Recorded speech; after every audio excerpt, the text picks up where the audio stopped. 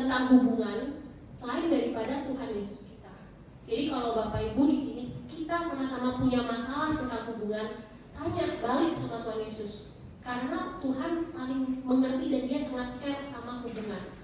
Jadi Dia sendiri mati buat kita untuk memulihkan. Ya, kalau zaman dulu Bapak Ibu itu zaman dulu bangsa Israel itu mau ketemu Tuhan itu harus ada perantara. Perantaranya itu imam. Bahkan ada yang disebut imam agung. Hanya imam agung yang masuk ke ruang Maha Kudus di dalam kemah suci. Di situ imam agung itu akan membawa semua doa, semua permohonan dari rakyatnya kepada Tuhan. Dan bahkan imam agung itu menang resiko yang besar. Kenapa? Karena dia bisa mati. Mati kalau dia juga tidak berkenan di hadapan Tuhan. Mati seketika. Maka itu imam agung zaman dulu dipasangin lonceng. Kalau mati itu katanya ditarik keluar. Karena berhenti gitu ya. Orang nggak berani masuk. Karena orang masuk juga pasti mati di hadapan Tuhan. Nah, semenjak Tuhan itu mati di kayu salib, ingat ya, tirai bait suci itu terbelah, menandakan bahwa tidak ada lagi hambatan atau pembatas antara kita sama Tuhan. Kita bisa kapanpun bicara sama Tuhan, kita bisa kapanpun berdoa, mau di rumah, di kamar mandi, mau di tempat kerja, dimanapun kita berada, Tuhan dengar doa kita.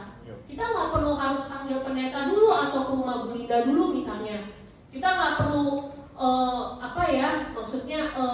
tunggu hari Minggu baru saya mau duduk sini baru berdoa. Nggak perlu, karena Tuhan kita sudah memulihkan hubungan kita. Dia mau dengar langsung doa Bapak Ibu, doa kita, doa saya, doa saudara semua. Jadi Tuhan yang paling tahu hubungan, bagaimana caranya kita bisa memulihkan sebuah hubungan. Oke. Nah, next slide saya di sini merangkum dulu ya. Kenapa sih pentingnya sebuah hubungan itu? Kalau bahasa Inggrisnya why relationship itu matters.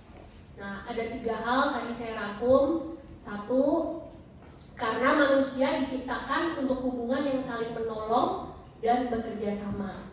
Jadi memang planning Tuhan dari awal itu memang kita diciptakan untuk bekerja sama, untuk saling menolong, bukan menjatuhkan, tapi saling menolong dan bekerja sama. Lalu kedua, karena Tuhan ingin kita bertumbuh dalam sebuah hubungan. Makanya tadi sama-sama ditajamkan satu sama lain karena Dia pengen kita itu bertumbuh. 3, karena Tuhan ingin memiliki hubungan yang intim dengan manusia. Dia nggak mau via-via, Dia maunya benar-benar punya hubungan sama kita secara pribadi. Nah, itu Tuhan kita. Ya, pentingnya sebuah hubungan yang baik.